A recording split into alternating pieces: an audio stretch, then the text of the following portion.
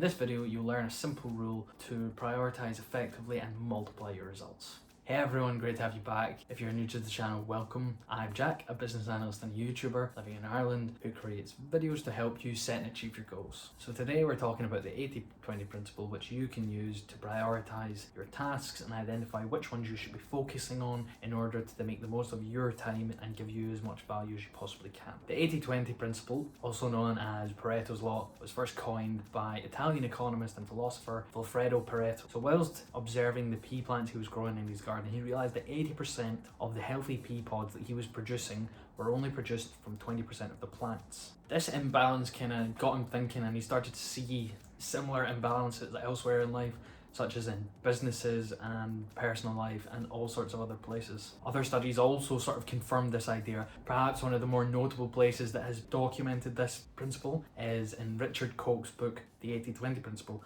which I'll leave a link to in the description, and you should definitely check that out. The book gives you all sorts of practical ways in which you can apply the 80-20 principle to your business, your personal life, and to your job if you're an employee. So now, how can you apply this rule to your own life in order to get the benefits of it? Well, we'll talk about that now. Firstly, we need to remember that the foundation of the principle, as Koch says, is this: a minority of causes, inputs or effort usually lead to a majority of the results, outputs or rewards. In other words, 80% of the results will be produced by 20% of the inputs. At this point, I think it's important to note that the numbers aren't fixed at 80-20, they can be flexible. This is something that I got a little bit confused about when I first started hearing about this rule. I thought that it had to be like almost exactly 80-20, or that it had to add up to 100%, which is not, this is not the case.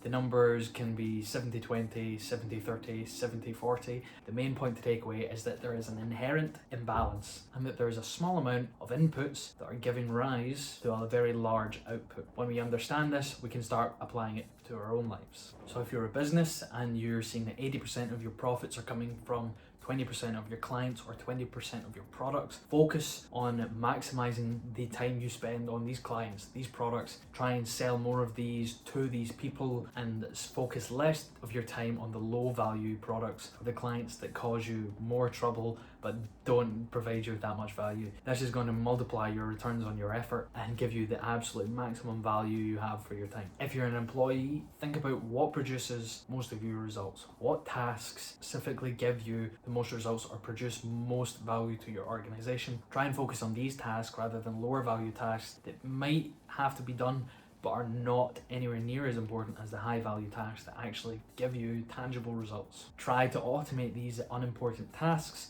or if they can't be automated, try and delegate. In your personal life, you can try and identify the relationships, the activities that give you the most happiness, the most value in your life, and try and allocate more time to those activities to produce as much happiness as you possibly can in your personal life. However, I do think it's important to remember that when you're focusing on personal life and trying to apply the 80-20 principle to seeking happiness, it's important not to get too carried away in the pursuit of efficiency. I think it's important to take into consideration a bit more of an Eastern culture way of thinking in terms of having yin and yang. You can't have the good without the bad. You can't have enjoyment, happiness, fulfillment without some hard work as well. So I think bear that in mind.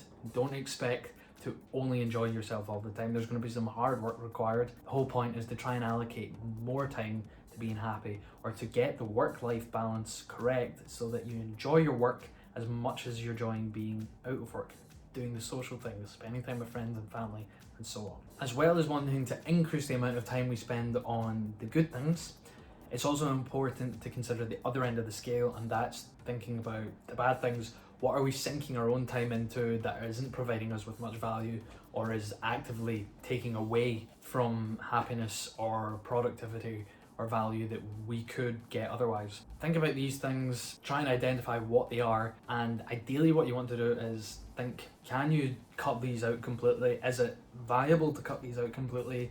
Do it if you can. And you'll be surprised at how many things you can actually cut out. Don't make too many excuses for keeping these in your life. There aren't many things that you absolutely have to do, so bear that in mind when you're trying to cut the very low value things out of your life. As Koch puts it in his book, if you want to radically change the way you live your life, you have to radically change the way you spend your time. So you need a time revolution, not just messing around the edges with time management. That being said, here are my top 4 tips for being more 80-20 in your own life. Tip number 1, take some time, some real active time to think about the imbalances in your own life. Think about what activities you spend your time on, how are they bringing value into your life, and what could you spend more time on, the good things that you want to spend more time on, what can you cut out, i.e. the bad things that you don't want to be doing anymore, and really have a good think about how to go about doing that. Tip number 2, ask other people what they think. Try and ask people that you trust and believe in and who maybe know what they're talking about when it comes to this sort of thing, people who know you well. It's important to trust their judgment and make sure they're a believable source. Tip number 3, try and increase the amount of time that you're spending on the positive by 20%. You'll be surprised at how much more you get done that's of value just by this increase in time allotted to the valuable things. Tip number 4, continue to reallocate time to the more valuable things as you get used to this process.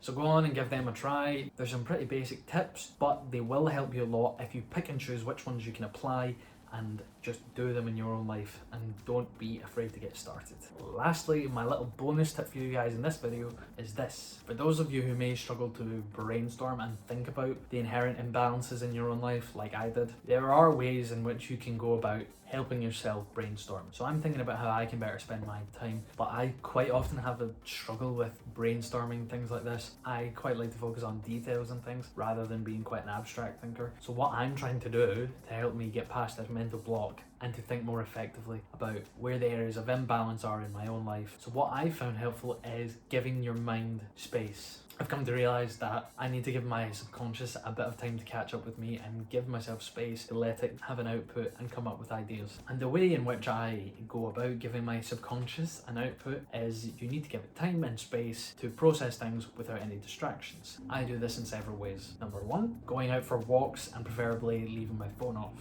This just gives you, like I said, time away from screens, time away from phones, and gives your mind some time to catch up with itself, process some information, and since you have no distractions around about you, things come to you.